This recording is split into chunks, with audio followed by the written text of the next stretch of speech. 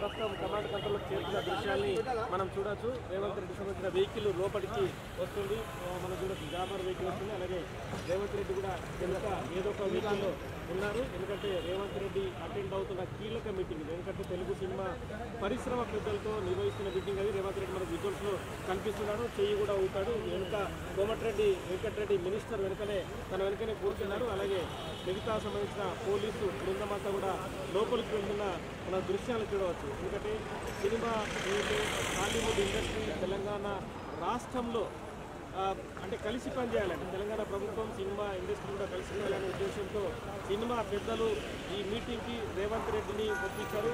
రేవంత్ రెడ్డి కూడా సానుకూలంగా స్పందించి సినిమా పెద్దలతో మీటింగ్ కోసం ప్రస్తుతం అటెండ్ అవుతున్నారు. కమాండ్ కంట్రోల్ సెంటర్లో మరికొద్ది నిమిషాల్లో రేవంత్ రెడ్డి మీటింగ్ ప్రారంభం కానుంది. ఇప్పటికే ఇందులో డైరెక్టర్స్ కానీ, నిర్మాతలు కానీ, సినిమాకు సంబంధించిన హీరోలు కానీ వీళ్ళంతా అటెండ్ అవుతున్న పరిస్థితి మనకు కనిపిస్తుంది. ఇప్పటికే 36 మందికి సంబంధించిన ఒక లిస్ట్ అయితే మనకు వచ్చింది. ఆ 36 మందిలో కొంతమంది మిస్ అయినా ఇందులో ముఖ్యంగా అక్కినే నాగార్జున ఇన్కన్వెన్షన్ కూల్చివేత తర్వాత ముఖ్యమంత్రి బెనిఫిషియల్ కూడా పెట్టుకోండి, నో ప్రాబ్లం.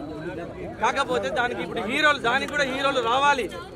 ప్రేక్షకులు అనేవాళ్ళు, ప్రేక్షకులు హీరోలను చూసే ఇమేజ్ను బట్టే వస్తాం కదా సార్.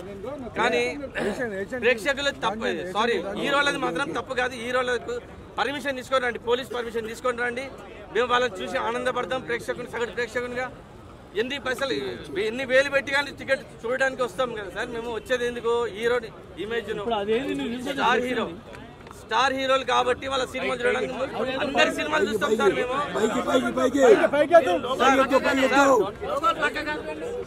మాకు కూడా పర్మిషన్ ఇవ్వండి. అయితే ప్రేక్షకులుగా మాకు కూడా దీంట్లో పార్టిసిపేట్ చేసే మాకు కూడా హక్కు ఉంటుంది కదా సార్. మేము కూడా పాల్గొనాలి.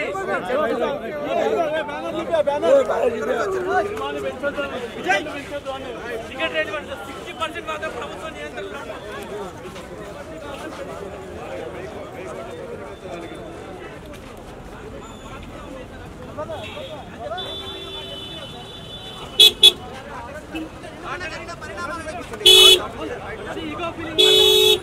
కొంచెం పెద్ద ఎత్తున మీరు ప్రచారం టీవీలో ప్రచారం జరిగింది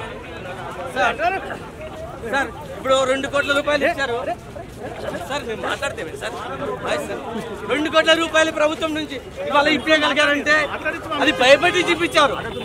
కానీ ప్రతి ఒక్కరికి న్యాయం జరగాలి. ఈరోజు శ్రీదేశ్ కావచ్చు, మహిళ చనిపోయింది కదా, వేరే వారు కూడా కావచ్చు.